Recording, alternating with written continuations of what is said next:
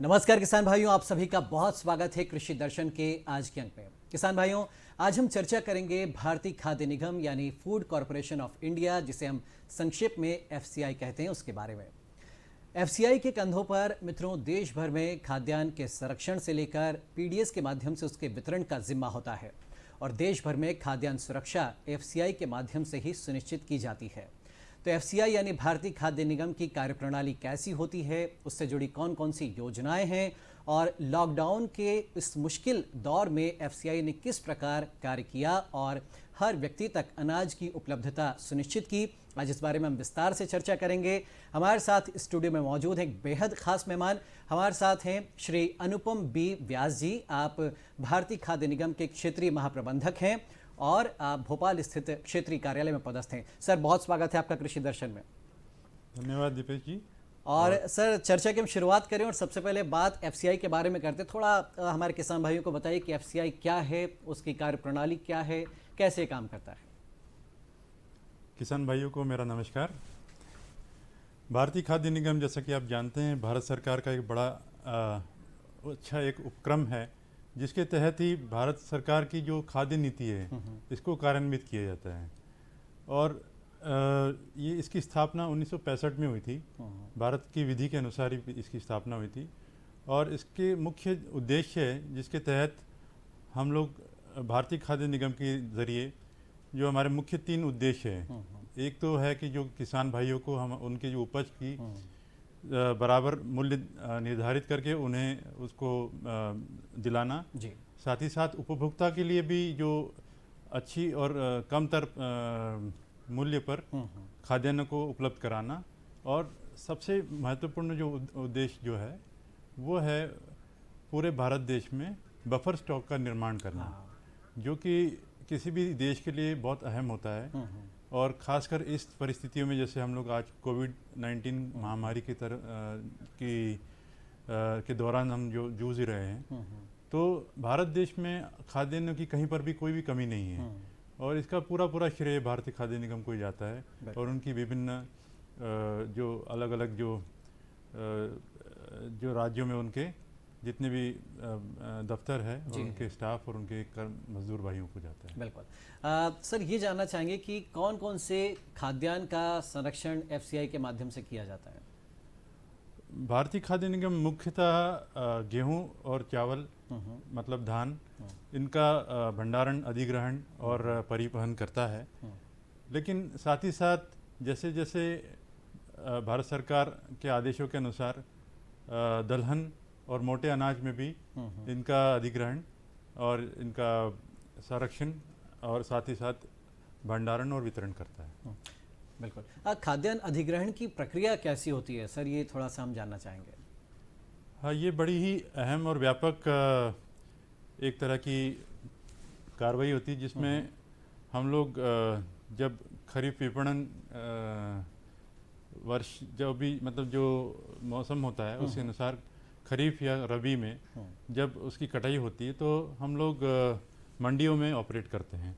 मंडियों में विभिन्न परचेज सेंटर के थ्रू किसान भाई जब वहाँ पर अपना अनाज लेकर आते हैं तो मंडियों में ही उनके से सीधे अनाज से क्रय किया जाता है।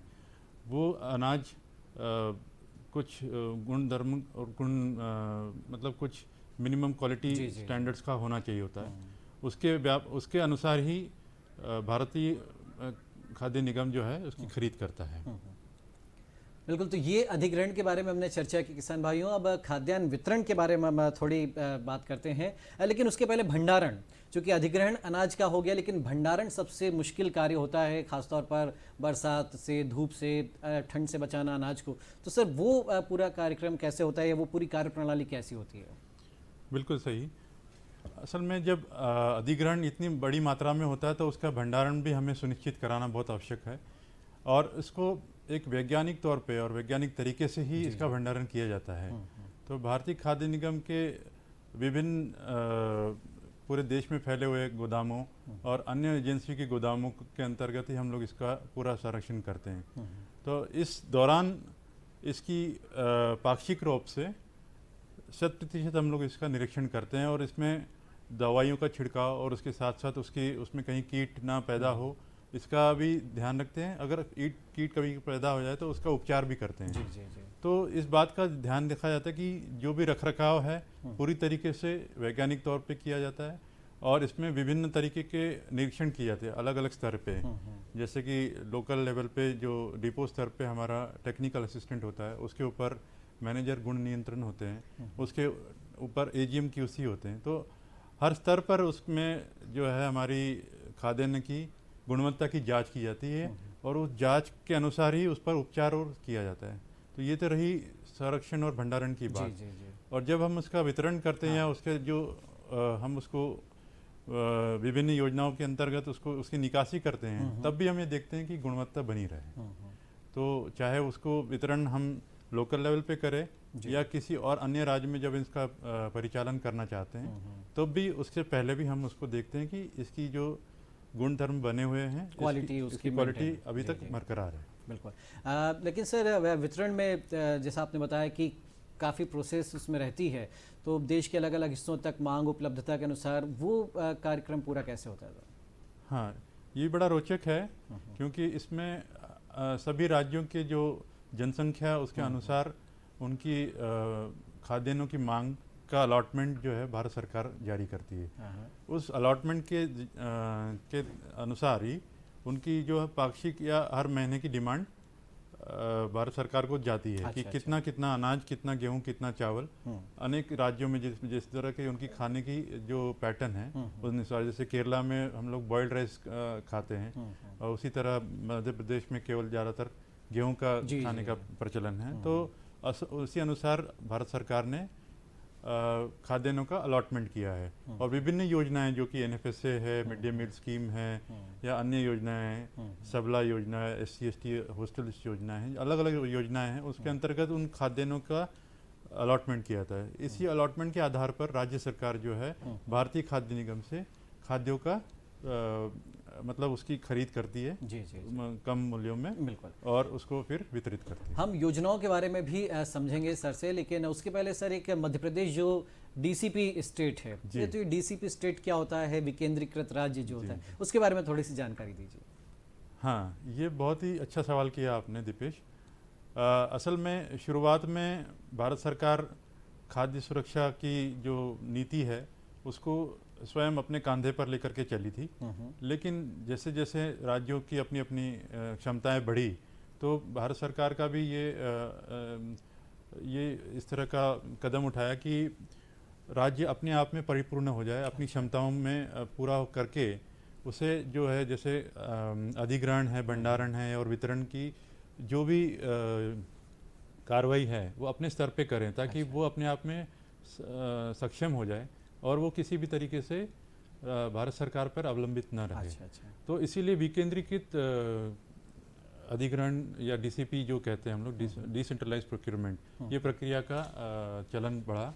और आज बहुत सारे प्रदेश जो है इंक्लूडिंग मध्य प्रदेश एक DCP स्टेट है, और बड़ी अच्छी तरीके से इसमें खाद्यान्नों का अधिग्रहण किया जा रहा है और परिचालन भी किया जा रहा है। जी, तो किसान भाइयों, हम बताना चाहेंगे कि भारतीय खाद्य निगम के जरिए जो भारत सरकार है कई तरह की योजनाएं संचालित करती है, उसके बारे में हम विस्तार से चर्चा करेंगे। लेकिन एक छोटे से ब्रेक का वक्त हो चला है, और ब्रेक के बाद हम जानेंगे कि भारतीय खाद्य निगम की कौन कौन सी योजनाएं किस तरह संचालित हो रही हैं। जल्द हाजिर हो रहे हैं एक ब्रेक के बाद। सुना नहीं क्या, KCC ने किसानों का जिंदगी बदल दिया है। देश के छोटे किसान 1,60,000 रुपये तक का कर्ज बिना किसी गारंटी को ले पाएंगे। ब्याज खोरों से भी पीछा छुटा। मैं तो जैविक खेती का पूरा सामान मंगा लिया, KCC का भी कोई दबाव नहीं। ब्याज चुकाने के लिए पूरा 1 साल मिलता है। समय पर भुगतान करने पर केवल 4% के सालाना ब्याज पे लोन मिल गया मुझे। अपना आधार कार्ड, लेटेस्ट फोटो और जमीन के कागजात लेके अप्लाई करो बस। और नामांकन भरने के लिए जेब भी ढीली नहीं करनी पड़ी।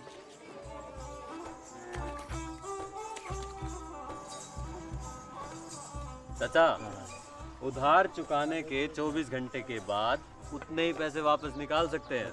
KCC ने किसानों की जिंदगी वाकई बदल दी है। तो आप भी किसान क्रेडिट कार्ड अपनाएं और सहजता से ऋण पाएं। हर जोखिम से निकल कर फसल आए, सुरक्षित हो जाए।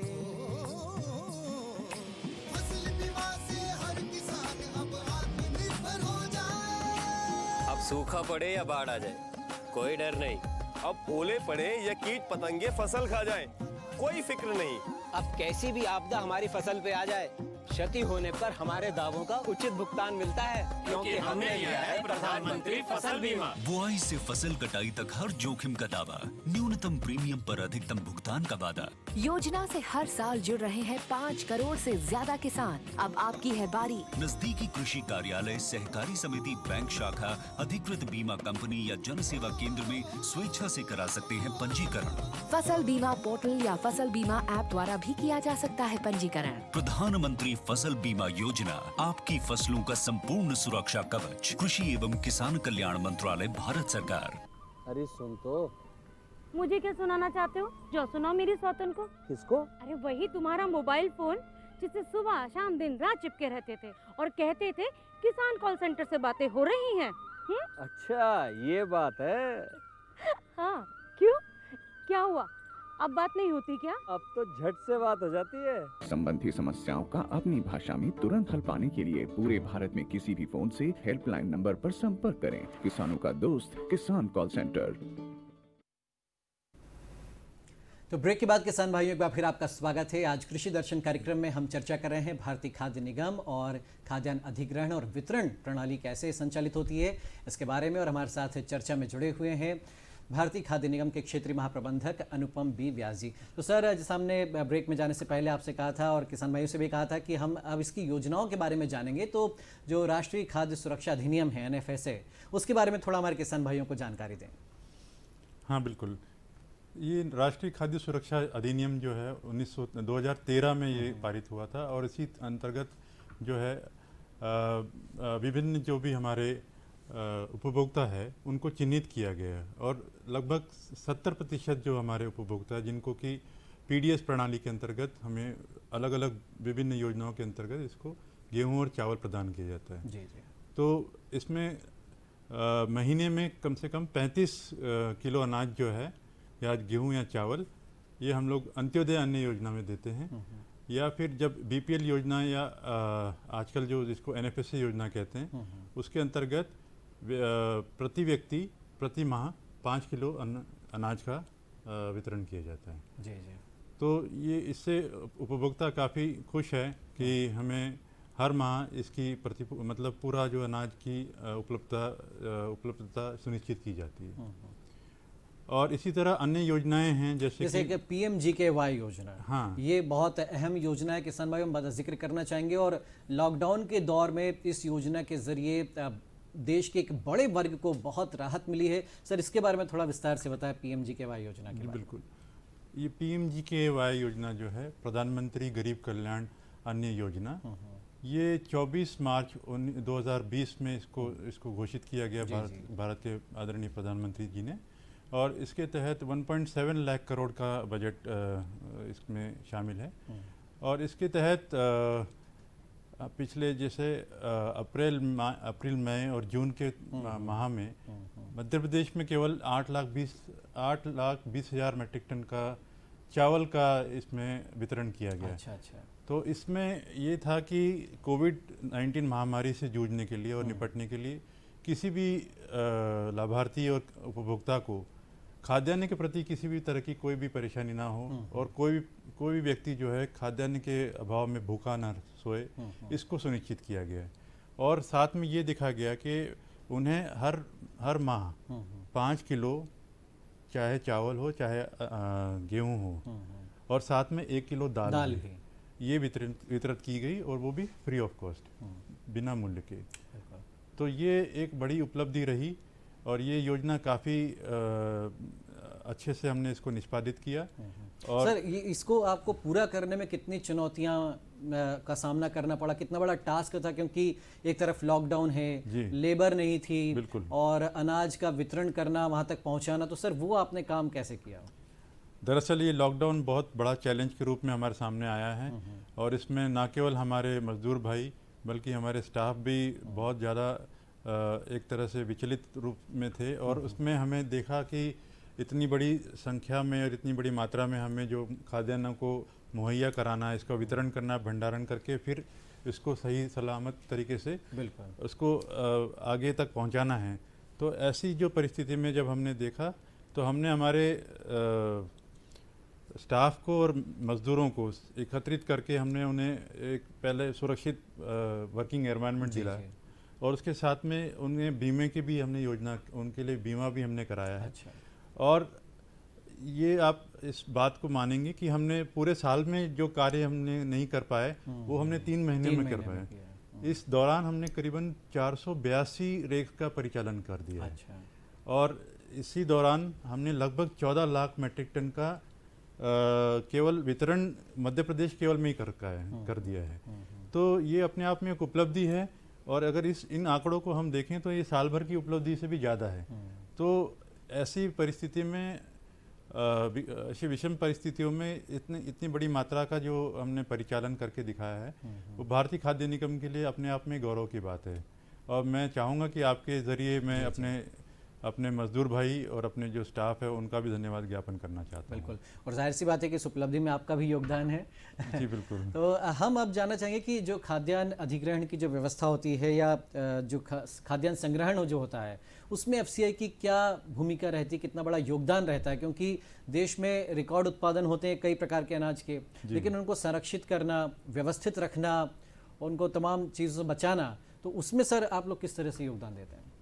बिल्कुल, इसमें मैं आपसे पहले भी कहा कि हम भारतीय खाद्य निगम फूड सिक्योरिटी और फूड सेफ्टी की एक नोडल एजेंसी है। और इसी से जुड़ी जितनी भी एजेंसियां हैं, जैसे CWC है, स्टेट वेयरहाउसिंग कॉरपोरेशन है, NAFED है, या जो हमारे यहाँ पर Madhya Pradesh civil supplies corporation है, Madhya Pradesh warehousing logistic corporation है, ये सारी संस्थाएं हमसे समन्वय बना करके काम करती है। बल्कि हम लोग उनको समय समय पर इस बात की जो मतलब वैज्ञानिक संरक्षण है और वैज्ञानिक भंडारण के बारे में भी हम उन्हें जानकारी देते रहते हैं और भारत सरकार की नीतियों से अवगत कराते रहते हैं। तो जो जैसे कि आपने कहा कि इतनी बड़ी मात्रा को संरक्षित करना अपने आप में बहुत बड़ी चुनौती होती है। तो अगर आप कभी हमारे गोदामों का में किसी की रिपोर्ट अगर आप बनाएं, या कभी अगर आप वहाँ पर आएँ, तो आप देखेंगे कि बड़े ही वैज्ञानिक तरीके से हम अपने अनाजों का उसको संरक्षित करते हैं। उसको ठीक से नीचे में उसके लिए पहले उसमें एक डनेज मटेरियल तैयार किया जाता है, उसके ऊपर बोरियों को रखा जाता है, उसको एक प्रॉपर स्टैक बनाया जाता है, फिर उसको समय समय पर दवाइयों का छिड़काव किया जाता है, पाक्षिक रूप से इसका निरीक्षण किया जाता है, और उसके बाद में इसको जब वितरण करना होता है तो उसका फिर से पुनः एक बार निरीक्षण करके ही वितरण किया जाता है, ताकि इसमें किसी प्रकार की कोई समस्या या किसी प्रकार की कोई शिकायत न प्राप्त। बिल्कुल सर, इतनी मेहनत या यूँ कहें कि इतनी बड़े योगदान है एफसीआई का भारतीय खाद्य संरक्षण में और उसकी उपलब्धता कराने में भी। इसमें मैंने आपसे कहा कि भारत सरकार का ये उपक्रम है, और ये भारत सरकार की जो खाद्य नीति को कार्यान्वित करता है। तो इसमें बहुत बड़ी मात्रा, आप इसको मतलब इमेजिन नहीं कर पाएंगे, बहुत बड़ी मात्रा में। जैसे आज की डेट में हमारे पास में पूरे साल में 363 लाख मेट्रिक टन गेहूं का उपार्जन किया है। 363 लाख गेहूं का मतलब है कि हम लोग 12 महीने भी अगर इसको पूरे वर्ष भर खाएं तो भी वो मात्रा पूरी नहीं होगी। वो पूरी नहीं होगी। और ऐसी मात्रा का केवल 2 महीने में उसका उपार्जन करके उसको सही तरीके से भंडारण करके फिर अन्य राज्यों में इसका जो है परिवहन करके वहाँ पर भंडारण करना और सालों साल इसका भंडारण करके रखना अपने आप में एक चुनौती भरा कार्य होता है। साथ ही साथ उसमें हम देखते हैं कि जो भारतीय खाद्य निगम एक ऐसा साइलेंट वर्कर की तरह काम करता है, नीतियों को बराबर कार्यान्वित करके उसको मतलब किसी भी प्रकार से कोई भी शिकायत ना आए, इसका बड़ा ध्यान रखा जाता है। तो कभी कभार ये होता है कि कभी अखबारों में ये दिखाया कि भाई इतना अनाज सड़ गया या सड़ गया, तो वो आपको मैं इसमें ये आपको कहना चाहता हूँ कि हमारे पूरे साल भर का जो अनाज का जो प्रतिशत है वो मात्र उसमें जो कुछ थोड़ा बहुत, अगर घरों में भी अब अनाज को हम भंडारित करते हैं, थोड़ा बहुत अनाज जो है उसमें खराब होने की संभावना बनी रहती है। लेकिन बिल्कुल, उसका ये अगर मैं आप सर प्रतिशत चाहूंगा देखेंगे, थोड़ा सा ये जो हम आपके न्यूनतम केंद्रों प्रतिशत की है। तस्वीरें दिखा रहे हैं, उस पर थोड़ा सा अगर आप कुछ कहना चाहें। देखिए किसान भाई, कितने बड़े पैमाने पर गेहूं और या अन्य जो खाद्यान्न होते हैं उनका संरक्षण किस तरह से होता है, सर हम चाहेंगे कि आप थोड़ा सा इसमें बताएं। ये जो है आज की जो लेटेस्ट टेक्नोलॉजी के तहत साइलो स्टोरेज कहलाता है इसको, और इसमें जो है खासकर गेहूं को हम लोग जो है बिना बोरियों के बल्क स्टोरेज करते हैं। इसका स्टोरेज 2 साल 3 साल तक हम इसमें कर सकते हैं, और ये अपने आप में आज की डेट में सबसे लेटेस्ट टेक्नोलॉजी है जिससे कि भंडारण किया जा सकता है खाद्यान्नों का। और इसमें साथ ही साथ न केवल भंडारण बल्कि साथ ही साथ इसमें ट्रीटमेंट जो है हम लोग समय समय पर करा सकते हैं। हमारी भारतीय खाद्य निगम की जो छवि है इस कोविड के दौरान काफ़ी इसको सराहा गया कि इतने कम समय में इतनी बड़ी मात्रा का परिवहन करके दिखाया है, और ये सुनिश्चित कराया गया कि आज किसी भी देश के कोने कोने में किसी भी जगह पर किसी भी व्यक्ति, कोई भी आज व्यक्ति खाद्यान्न की कमी से कोई गुजर नहीं रहा है, और खाद्यान्न की कमी से किसी प्रकार की कोई शिकायत प्राप्त नहीं हुई। साथ ही साथ मैं आपसे ये भी कहना चाहता हूँ कि इस पूरे कार्यकलाप में हमारे यहाँ पर कोविड का कोई संक्रमण नहीं हुआ है। ये अपने आप में एक बहुत बड़ी उपलब्धि है कि हम लोग पूरे सावधानी के साथ में पूरी तरीके से उसको फ्यूमिगेशन और सैनिटाइजेशन का हम कार्य करते हैं, और हमारे जो मजदूर भाई है उनकी भी सुरक्षा हम लोग देखते हैं। बिल्कुल, तो ये सबसे अहम बात थी कि मध्य प्रदेश समेत पूरे देश में कई प्रकार के खाद्यान्न का बम्पर उत्पादन होता है। इस बार मध्य प्रदेश ने रिकॉर्ड तोड़ किया है। 129 लाख मेट्रिक टन का प्रोक्योरमेंट करके दिखाया है, जो कि अपने आप में उपलब्धि है। पंजाब को ही इन्होंने पीछे कर दिया है, और न केवल पंजाब बल्कि पिछले सालों के सारे रिकॉर्ड को तोड़ दिया है। तो ये एक अपने आप में बड़ी उपलब्धि है, और एक साथ ही साथ बड़ा एक चैलेंज भी है, क्योंकि इतनी बड़ी मात्रा है और उसका सही से संरक्षण करना है, भंडारण करना है, और बाद में उसको जहाँ ज़रूरत है उसका परिवहन भी करना है। तो देखिए किसान भाइयों, ये केवल मध्य प्रदेश नहीं, पूरे देश में ये सबसे अहम काम होता है, और क्या कहें कि जो खाद्य सुरक्षा सबसे बड़ी चुनौती होती है, और उसको पूरी जिम्मेदारी के साथ निर्वहन कर रहा है भारतीय खाद्य निगम। और इसके बारे में आज हमने विस्तार से चर्चा की, उसकी कार्यप्रणाली को समझा, उसकी योजनाओं के बारे में समझा। सर बहुत शुक्रिया, आप हमारे साथ इस कार्यक्रम में जुड़े, और शुभकामनाएं आपको कि इसी तरह से आप जो हर परिवार है उस तक अनाज की उपलब्धता सुनिश्चित कराते रहें। धन्यवाद। तो किसान भाइयों, आज के कृषि दर्शन कार्यक्रम में इतना ही। अगले अंक में हम फिर हाजिर होंगे खेती किसानी से जुड़ी ऐसी नई नई जानकारियों के साथ, नई चर्चाओं के साथ। तब तक के लिए दीजिए हमें अनुमति। नमस्कार।